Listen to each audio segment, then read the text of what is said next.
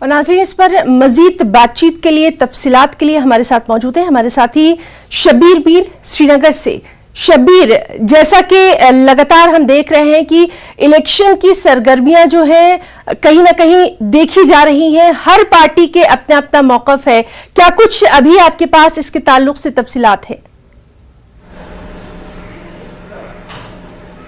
دیکھیے ہے نا، جو پی ڈی پی صدر محبوبہ مفتی نے کہا آپ نے سنا، لیکن جو بات نیشنل کانفرنس نے کی ہے جنگلز کی اور پی ڈی پی کی طرف سے جو بیانات آئے، اس میں میں آپ کو تھوڑا بتانا چاہوں گا۔ یہ دو چیزیں آئی تھی، ایک تو جب پارٹی کا فاؤنڈیشن ڈے تھا پی ڈی پی کا، تب کچھ جنگلز چلے تھے جو پرانے جنگلز بنے ہیں، کیونکہ پی ڈی پی اور نیشنل کانفرنس ایک دوسرے کے مد مقابل کھڑی ہوئی تھی، تو تب کے کچھ جنگلز تھے۔ اور دوسری بات 1987 کا ذکر کیا تھا، آپ کو یاد ہوگا کہ 1987 کا ذکر کیا تھا محبوبہ مفتی نے ایک بیان میں،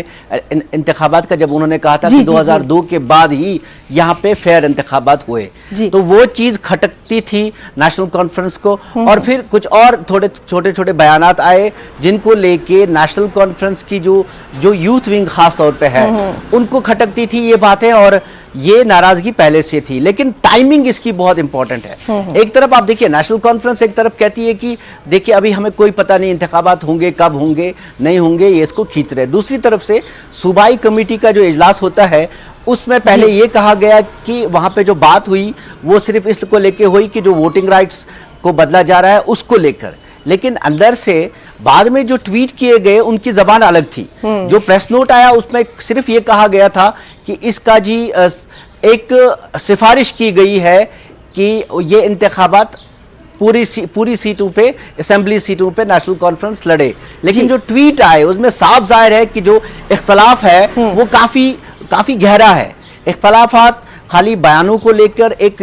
سمبولزم ہوتا ہے، علامات ہوتی ہیں، لیکن اندر سے اختلافات پی ڈی پی اور نیشنل کانفرنس کو لے کر کافی ہیں، اور نیشنل کانفرنس کی کچھ اپنی مجبوریاں ہیں، جو پولیٹیکل مجبوریاں ہوتی ہیں وہ الگ ہیں۔ آپ کو معلوم ہوگا کہ کئی کیس نیشنل کانفرنس پہ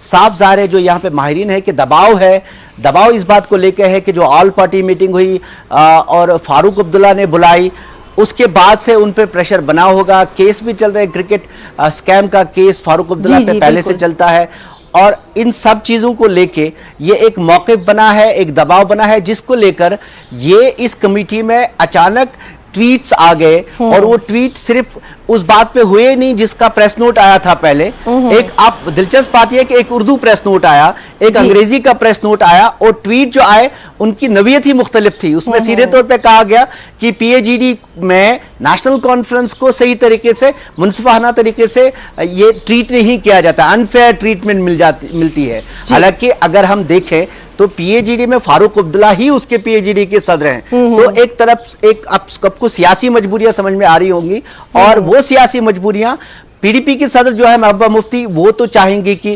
انہوں نے کئی بار یہ کہا ہے کہ لوگوں کا ایک رائے ہے، جیسا ابھی سمیر کے ساتھ جب بات کری تھی وہ بھی کہہ رہی تھی کہ لوگوں کی ایک رائے تھی کہ انتخابات اکٹھے لڑے، لیکن جو نیشنل کانفرنس ہے ان کے اندر کہیں یہ دباؤ ہے کہ نہیں جی انتخابات اکٹھے نہیں لڑنے، ان پہ پریشر بنے گا، دلی سے بھی بنے گا، اور یہاں پہ ان کے جو لوگ ہیں وہ بھی نہیں چاہتے زمینی سطح پہ انتخابات ساتھ میں لڑے جائیں۔ جی شبیر، تو بہرحال اب اس پر کیا کچھ ری ایکشنز، رد عمل سامنے آئے گا، اس پر بھی لگاتار ہماری نظر بنی رہے گی۔ بہت بہت شکریہ شبیر میر آپ کا تمام تر تفصیلات کے لیے۔